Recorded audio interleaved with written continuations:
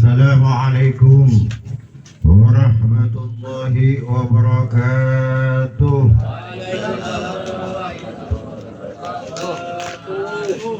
Alhamdulillah, alhamdulillahilladzi hadana li hadza wa ma kunna linahtadiya laula an hadana Allah. Asyhadu an la ilaha illallah wa asyhadu anna Muhammadan abduhu wa rasuluhu la nabiyya ba'dah. Allahumma salli wa sallim wa barik wa karrim wa addim ala sayyidina wa habibina wa syafi'ina wa maulana Muhammadin wa ala alihi wa ashabihi ajma'in. Qala Allah ta'ala fi kitabihil karim wa huwa asdaqul qailin. A'udzu billahi minasy syaithanir rajim. Bismillahirrahmanirrahim. Aqimis salata lidzikri innas salata tanha 'anil fahsya'i wal munkar. Hadratal mukarramin, nakhusu bidzikri yang kami muliakan Haji Musleh Muallim, segenap pengurus dan jemaah Majelis Khatmil Quran Al-Mubarakah yang dimuliakan Allah Subhanahu wa ta'ala. Puja dan puji syukur kehadirat Allah Subhanahu wa ta'ala. Kita masih diberi nikmat sehat dan sempat oleh Allah untuk dapat hadir di majelis yang kita cintai ini, yang kurang lebih sudah 1 bulan lebih kita libur karena Ramadan. Alhamdulillah malam hari ini kita kembali bersama-sama. Kami atas nama pribadi pada kesempatan yang mulia ini mengucapkan taqabbalallahu minna wa minkum taqabbal ya karim minal aizin wal faizin wal maqbulin. Mohon maaf lahir dan batin. Hadirin yang dimuliakan Allah, malam ini kita berada di rumah almarhum saudara kita Taram Bindul Habib, yang merupakan ayahanda tercinta dari saudara kita jemaah Majelis Khatmil Quran Al-Mubarakah, yaitu saudara Arawi, yang kebetulan pula malam hari ini adalah malam memperingati mengenang ke-1000 hari wafatnya dari almarhum. Tentu kita tadi telah melaksanakan doa-doa serta khatmil Quran. Mudah-mudahan almarhum diluaskan kuburnya oleh Allah, diampuni segala dosanya dan dimasukkan ke dalam surganya. Amin ya rabbal alamin. Hadirin jemaah yang dimuliakan Allah, pada saat ini kita yang hadir dan semua umat muslim di seluruh penjuru dunia, kita adalah para alumni dari Ramadan 1446 Hijriah. Ramadan hari ini telah meninggalkan kita semua, tetapi insya Allah Ramadan akan tetap datang dan hadir di tahun yang akan datang. Tapi apakah kita yang hadir pada malam hari ini masih bisa menemukan Ramadan yang akan datang? Itu wallahu a'lam bishawab. Akan tetapi tentu kita berharap dan berdoa kepada Allah, mudah-mudahan kita masih diberi kesempatan oleh Allah untuk dapat melaksanakan ibadah Ramadan di tahun yang akan datang. Amin ya rabbal alamin. Karena kita alumni Ramadan, di Ramadan kita telah dididik, di Ramadan kita telah diterapi, di Ramadan kita telah diajari bagaimana menjadi manusia yang sesungguhnya. Kita menahan lapar, kita menahan dahaga, kita menahan nafsu, kita rajin ibadah, rajin sholat, rajin tarawih, rajin sedekah dan ibadah-ibadah yang lainnya.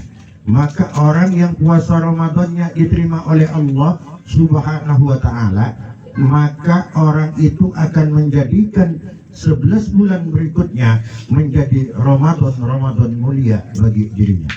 Dia tidak akan mengurangi ibadahnya sebagaimana yang telah ia lakukan di bulan Ramadan yang lalu.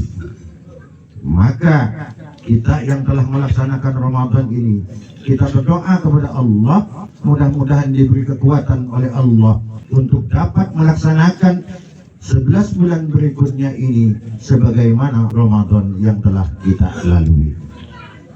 Di antara ibadah-ibadah yang kita lakukan di bulan Ramadan, dan itu sudah merupakan kewajiban bagi kita semua, adalah melaksanakan sholat 5 waktu. Pada kesempatan malam hari ini, saya ingin membahas tentang kenapa kita diwajibkan sholat 5 waktu. Kenapa sholat 5 waktu? Ada yang 2 rakaat, ada yang 3 rakaat, ada yang 4 rakaat. Kenapa Allah tidak mewajibkan sholat 5 waktu? Sama saja, semuanya 4 rakaat. Insya Allah malam ini kita kupas sama-sama. Hadirin yang dimuliakan Allah Subhanahu wa ta'ala, tubuh manusia itu membutuhkan interaksi dari luar. Karena tanpa interaksi dari luar manusia, tubuh manusia tidak mungkin bisa apa-apa. Dan untuk merespon interaksi dari luar itu, tubuh manusia membutuhkan alat. Maka alat itulah yang disebut dengan indera. Indera itu ada 5, yaitu mata, hidung, kuping, mulut, dan kulit ini. Karena indera ini ada 5, maka dikenallah oleh kita dengan panca indera. Jadi indera yang 5 ini, karena indera yang 5 ini ternyata ia menjadi sentral.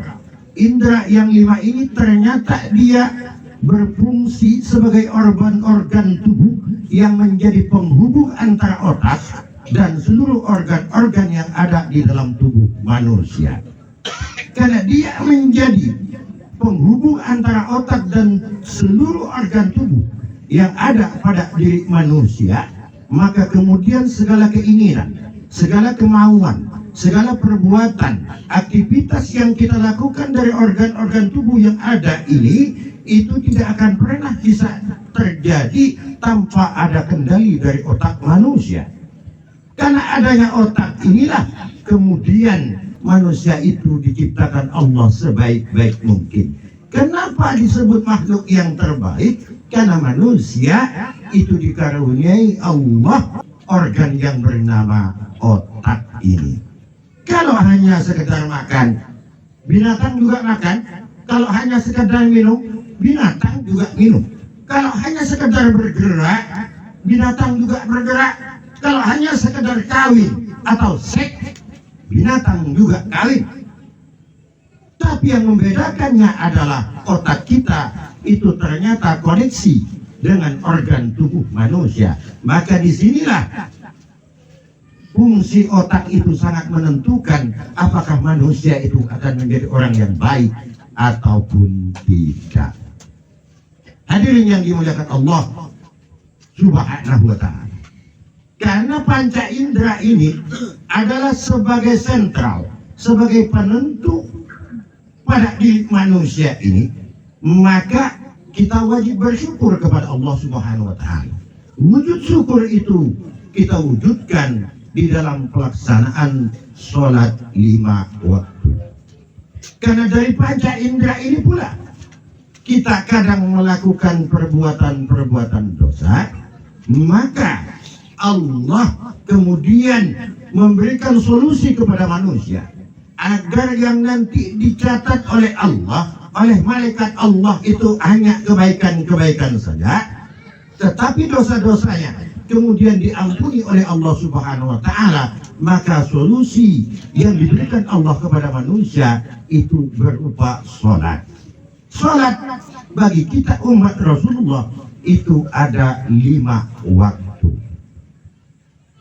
Di dalam kitab Sulam Munajat yang dikarang oleh Asy-Syaikh Al-Imam An-Nawawi Al-Bantani Al-Jawi Asy-Syafi'i, itu diterangkan bahwa panca indera yang kita gunakan ini, yang dengan panca indera ini kita dapat menikmati sesuatu, yang dengan panca indera ini kita dapat merasakan dan melaksanakan aktivitas kita dalam sehari-hari, maka dosa-dosa yang dilakukan dari panca indera ini Selain kita bersyukur dengan panca indera yang diberikan Allah, maka kita diwajibkan sholat 5 waktu.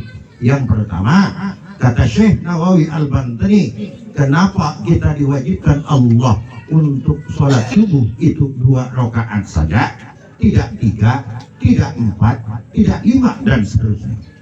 Kenapa? Itu karena kita diberi panca indera, salah satunya indera yang bernama kulit atau kedua bibir kita. Dengan kedua bibir kita, kita akan merasakan nu'umah wal khusyumah.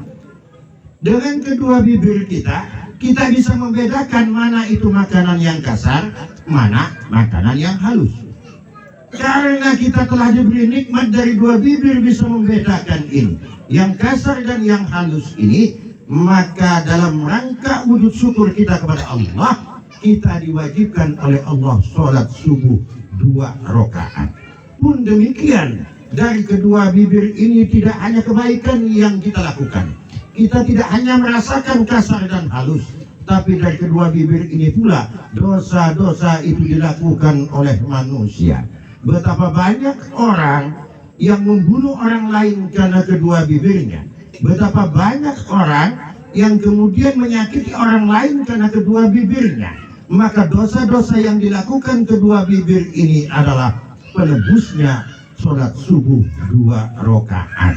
Maka orang yang melaksanakan istiqomah sholat subuh 2 rakaat, maka lisannya akan terjaga dari perbuatan-perbuatan yang menyakiti orang lain, yang mengganggu orang lain, bahkan merugikan orang lain. Maka sholat subuh 2 rakaat itu seyogyanya dan seharusnya itu kita lakukan. Di samping itu keparduan bagi kita, kewajiban bagi kita, itu adalah dalam rangka wujud syukur kita kepada Allah, dalam rangka untuk menutupi dosa-dosa yang ditimbulkan oleh kedua bibir kita. Nabi yang pertama kali sholat subuh itu adalah Nabi Adam alaihissalam. Itu subuh. Yang kedua, sholat duhur. Kenapa sholat duhur ini 4 rakaat? Ini adalah dalam rangka untuk mensyukuri nikmat yang telah diberikan Allah, sehingga khaysyum, hidung kita ini dapat bisa mencium terhadap segala bau, baik itu harum, apakah itu baunya busuk, wangi, dan semuanya. Maka dalam rangka syukur kita untuk nikmat yang bernama hidung ini, kemudian kita diwajibkan oleh Allah untuk melaksanakan sholat duhur 4 rakaat.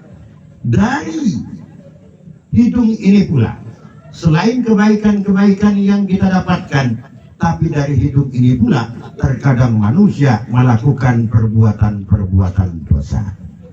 Oleh karenanya kita juga tetap diwajibkan sholat duhur sebagai penebus dari dosa-dosa yang kita lakukan. Kenapa dia harus 4 rakaat? 4 rakaat karena hidung dosanya munculnya dari 4 arah. Bisa dari depan, bisa dari kanan, bisa dari kiri, bisa dari belakang. Dalam rangka untuk menutupi dosa hidung yang 4 penjuru ini, maka kita diwajibkan sholat duhur 4 rakaat. Nabi yang pertama kali sholat duhur itu adalah Nabi Ibrahim alaihis salam. Terus yang ketiga, asar. Kenapa dia 4 rakaat? Asar adalah perwujudan rasa syukur kita kepada Allah. Karena Allah telah memberikan nikmat kepada kita kuping. Dengan kuping ini kita bisa mendengar, dengan kuping ini kita tahu bagaimana ada pengajian, mendengarkan musik, mendengarkan kajian-kajian dan yang lainnya. Itu karena ada kuping. Kuping dapat mendengar dari 4 penjuru. Bisa dari depan, bisa dari kanan, bisa dari kiri, bisa dari belakang. Karena sumber kebaikan yang ditimbulkan oleh kuping itu dari 4 penjuru, dan dosa pula bisa ditimbulkan oleh kuping dari 4 penjuru, maka kita diwajibkan oleh Allah untuk melaksanakan sholat asar 4 rakaat. Nabi yang pertama kali melaksanakan sholat asar adalah Nabi Yunus alaihis salam. Terus yang keempat sholat maghrib. Sholat maghrib, kenapa dia 3 rakaat? Sholat maghrib adalah perwujudan rasa syukur nikmat yang telah diberikan oleh Allah Subhanahu wa ta'ala. Karena kita diberi mata, kedua mata ini dapat melihat mana itu kebaikan, mana itu keburukan, bisa melihat orang yang cantik, bisa melihat orang yang ganteng, bisa melihat pemandangan-pemandangan yang indah. Tapi begitupun mata bisa melihat terhadap dosa-dosa. Tergantung otak mengendalikan organ yang bernama mata. Ketika otak mengendalikannya baik, maka mata akan memandang yang baik-baik. Tetapi ketika otak mengendalikan mata kepada hal yang tidak baik, maka mata akan melihat yang tidak baik. Sumber kenikmatan yang bisa didapat oleh mata, begitupun sumber dosa yang dilakukan oleh mata itu berada pada 3 arah, yaitu dari depan, dari kanan, dan dari kiri. Karena dari 3 arah, maka kita diwajibkan sholat maghrib 3 rakaat. Karena tidak mungkin mata ini melihat ke belakang. Bisa kita melihat ke belakang kecuali kita berbalik badan. Maka dosa mata itu 3 sumbernya, 3 arah. Itu karenanya kita diwajibkan sholat maghrib. Siapa Nabi yang pertama kali sholat maghrib itu? Yang pertama kali sholat maghrib itu adalah Nabi Isa alaihis salam. Yang terakhir sholat Isya. Sholat Isya kenapa 4 rakaat? Sholat Isya 4 rakaat itu adalah wujud rasa syukur kepada Allah, karena Allah memberikan 4 rasa kepada manusia. Ada rasa panas, ada rasa dingin, ada rasa manis, ada rasa pahit. Kalau kecut Pak Kiai, kecut tidak ada. Kan asli rasa itu adalah manis ataupun pahit. Kecut itu adalah campuran atau gabungan dari pahit dan manis. Maka wujud syukur 4 rasa ini dan wujud permohonan ampun kita kepada Allah dari 4 rasa yang kemungkinan itu kita melakukan dosa dari 4 rasa ini, maka kemudian Allah Subhanahu wa ta'ala mewajibkan kita untuk sholat Isya 4 rakaat. Nabi yang pertama kali sholat Isya adalah Nabi Musa alaihis salam. Maka dari penjelasan di dalam kitab Sulam Munajat yang disusun oleh Asy-Syaikh Al-Imam An-Nawawi Al-Bantani Al-Jawi Asy-Syafi'i ini, kita dapat menyimpulkan benar apa yang disabdakan Rasulullah sallallahu alaihi wasallam dan yang dijelaskan di dalam Al-Qur'an, inna sholata tanha 'anil fahsya'i wal munkar. Salat itu dapat mencegah perbuatan keji dan mungkar. Orang kalau salatnya benar, orang kalau salatnya khusyuk, orang kalau salatnya benar syarat dan rukunnya, maka orang itu akan semakin hari semakin baik. Tidak mungkin, impossible, orang itu akan semakin buruk. Tapi saya sudah sholat Pak Kiai, kenapa saya masih sering melakukan dosa? Saya sudah 5 waktu saya jaga Pak Kiai. Ketika Anda melaksanakan sholat 5 waktu, tapi perbuatan mungkar tetap saja kita lakukan, maka yang salah bukan Al-Qur'annya, yang salah bukan hadisnya, tapi yang perlu dikoreksi adalah sholat kita sendiri. Biasanya orang yang sholat tapi perbuatan mungkar pun tetap dilakukan, itu sebabnya karena sholatnya belum benar, tidak sesuai dengan apa yang telah diajarkan oleh Rasulullah sallallahu alaihi wasallam. Kata Rasulullah di dalam sabdanya, sallu kama ra'aitumuni usolli. Salatlah kalian sebagaimana kalian semua melihat aku salat. Kapan kita melihat Rasulullah? Kita tak pernah melihat Rasulullah. Yang melihat Rasulullah salat adalah sahabat Rasulullah. Yang melihat sahabat Rasulullah salat adalah tabi'in. Yang melihat tabi'in salat adalah tabi'in. Yang melihat tabi'in salat adalah salafuna sholihin. Yang melihat salafuna sholihin salat adalah auliauna, salafuna, ulamauna, para ulama-ulama. Semuanya melalui literatur kitab-kitab yang telah ditinggalkan oleh para ulama, kita tahu bagaimana Rasulullah yang sebenarnya sholat. Maka orang ketika melaksanakan sholat lima waktu tapi belum bisa merubah karakter dan perbuatan dirinya, maka perlu dikoreksi dan perlu belajar kepada orang-orang yang ahli, yang tahu di ajaran sholat yang sesungguhnya yang telah dicontohkan oleh Rasulullah Sallallahu Alaihi Wasallam. Hadirin sekalian yang dimuliakan Allah Subhanahu Wa Taala, kenapa di awal pertemuan kita setelah Ramadan ini saya membuka dengan sholat, pembahasan tentang sholat? Karena ini adalah penentu ibadah yang paling menentukan nasib kita nanti di hadapan Allah itu adalah sholat, bukan yang lain. Awwalu wa yuhasabu yaumal qiyamati as-salat. Yang pertama kali nanti dihisab di hadapan Allah di hari kiamat itu adalah sholat. Ketika sholatnya baik, ibadah yang lainnya ikut. Tapi ketika sholatnya bermasalah, maka ibadah yang lain juga akan bermasalah. Mudah-mudahan kita semua, saya dan jemaah sekalian, diberi kekuatan oleh Allah Subhanahu Wa Taala untuk tetap istiqomah menjaga sholat lima waktu kita, dan ketika kita sholat mudah-mudahan diusyukkan dan benar sholat kita sesuai tuntunan syariat yang telah diajarkan agama kita. Demikian yang dapat saya sampaikan. Ihdinas siratal mustaqim. Wassalamualaikum warahmatullahi wabarakatuh.